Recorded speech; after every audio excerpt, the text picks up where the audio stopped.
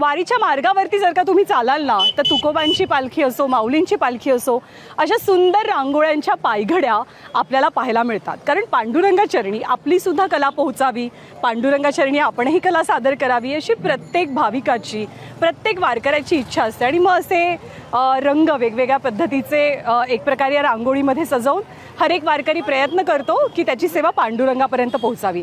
असेच काही वारकरी आहेत, असेच काही सेवेकरी आहेत खरं तर, की जे सगळे सेवेकरी रस्ताभर अशा रांगोळीच्या सुंदर पायघड्या घालत असतात. आणि अशीच रांगोळी सेवा संपूर्ण वारीच्या प्रवासामध्ये देणाऱ्या काही मंडळींशी संवाद साधलेला आहे शिवलीला पाटीलनं. आपण पाहूया. रामकृष्ण हरी. या वारीमध्ये दरवर्षीप्रमाणे ही रांगोळीची सेवा अगदी मनोभावे ताई करत आहेत. आपण ताईंना विचारूया की ही सेवा करत असताना होणारा त्रास एकीकडे, पण या आनंदाविषयी काय सांगाल? पाऊस असो, वारा असो, ऊन असो, काही असो, आम्ही रांगोळी काढायला येतो. त्या दिवशी एवढा पूर होता, इंद्रायणी नदीला पूर आला होता. तिने माऊलींसाठी मार्ग मोकळा करून दिला, तसा आम्हालाही मार्ग मोकळा करून दिला. आम्ही आलो, पहिली रांगोळी काढली, थोडी वाहून गेली.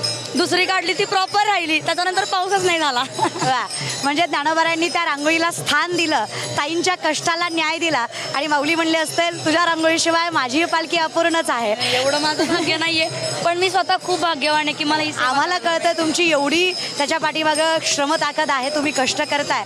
आणि माऊलींना सुद्धा अधिक सुशोभनीय पद्धतीने पोहोचवण्यासाठी तुमचा फार मोठा हातभार आहे. अर्थात ताईच्या या कार्याला शतशः प्रणाम आहे. कारण माऊलींचा पालखी सोहळा जसा रथामुळे, पादुकांमुळे, या वारकऱ्यांमुळे भाग्यवंत आहे, तसाच ताईंच्या रांगोळीमुळे सुद्धा तो अजून सुशोभनीय आणि नयनरम्य दिसतो. त्यामुळे ताईंच्या या वाट्याला अर्थात सगळा महाराष्ट्र दाद देतोय.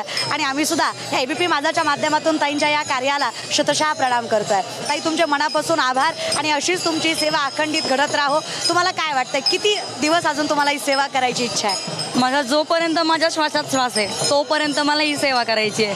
म्हणजे माझी इच्छा आहे, मला सेवा नाही करता येणार, माऊलींनी ती माझ्याकडून करून घ्यावी. आणि माऊलींनी ती करून घेणार हा विश्वास आहे.